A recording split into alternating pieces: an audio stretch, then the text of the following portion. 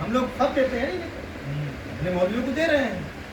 اب مولوی تنخواہ کا، میں دوسری بات نہیں کر رہا ہوں، مولوی تنخواہ کہاں سے لے رہا ہے؟ دیکھیے اسی زکوٰۃ کے پیسے سے لے رہا ہے. اور یہ ہدایت کس کو کرتا ہے؟ خیرکم من تعلم القرآن وعلمہ، تم میں سب سے بہترین وہ جو قرآن پڑھے اور پڑھائے. یہ ہدایت کس کو کرتا ہے؟ ہدی للمتقین، یہ ہدایت کرتا ہے متقیوں کو. تو جو زکوٰۃ کھائے، زکوٰۃ ہے کس کے لیے؟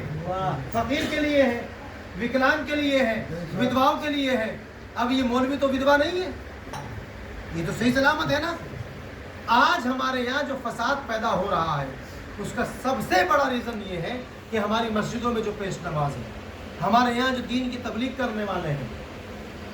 ایک مسئلہ بیان کر دو فقہ حنفی کے اعتبار سے.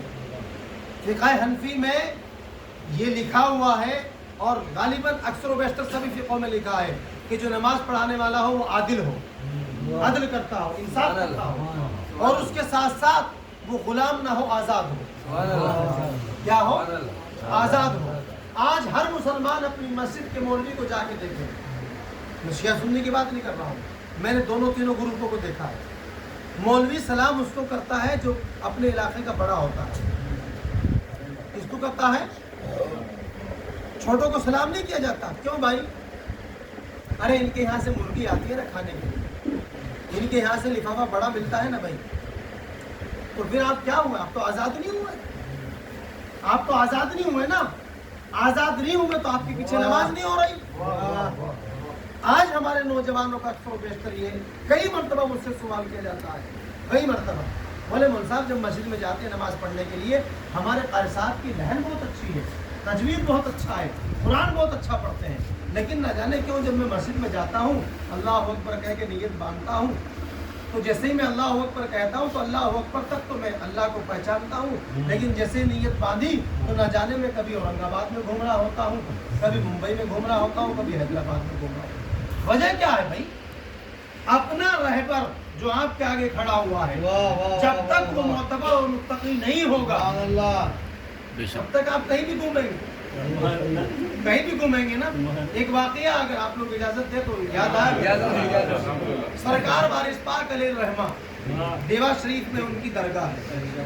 ان کو کسی نے نماز پڑھتے ہوئے نہیں دیکھا، کسی نے نہیں دیکھا. اچانک یہ ہوا ایک زمانے میں ان کے علاقے میں ایک سید پہنچ گئے اور متقی سید تھے.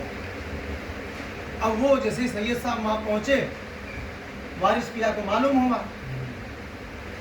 تو وہ وضو کر رہے تھے، یہ بھی وضو کر کے اچانک جلدی سے وہاں پہنچ گئے. سید صاحب نماز پڑھ رہے ہیں، یہ بھی پیچھے کھڑے ہو گئے. اب جیسے نماز پڑھ رہے تھے لوگوں نے دیکھا آج تک وارث پیا کو نماز پڑھتے نہیں دیکھا، آج تو نماز پڑھ رہے ہیں. لوگوں نے آ کے سوال کیا ہمارے مولانا اتنے قابل ہیں، اتنے بہترین ہیں، وہ ندوہ سے فارغ ہیں، دارالعلوم سے فارغ ہیں، منظر اسلام سے فارغ ہیں، 4 ڈگری لیے ہوئے، آپ ان کے پیچھے نماز نہیں پڑھتے. تو انہوں نے مسکرا کر کے کہا بھائی میں بوڑھا آدمی ہوں، تمہارا مولوی جوان ہے، تمہارا مولوی جوان ہے، میں بوڑھا ہوں.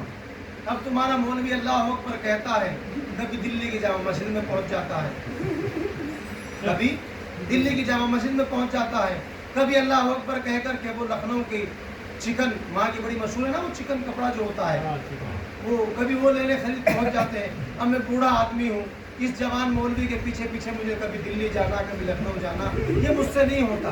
کہا پھر یہ نہیں گئے تھے؟ کہا تمہیں معلوم ہی نہیں، یہ سید صاحب جو نماز پڑھا رہے تھے نا یہ ولایت علی کے ساتھ نماز پڑھا رہے تھے، یہ کھڑے دیوا میں تھے لیکن ان کی روح عرش معلیٰ پر علی کی ولایت کا اقرار کر رہے ہیں. یہ علامہ ہاشمی نے بھی اپنی تقریر میں واقعہ پڑھا ہے لیکن انہوں نے ادھورا پڑھا ہے اس کو. یہ والا جملہ ولایت علی کا انہوں نے کاٹ دیا ہے.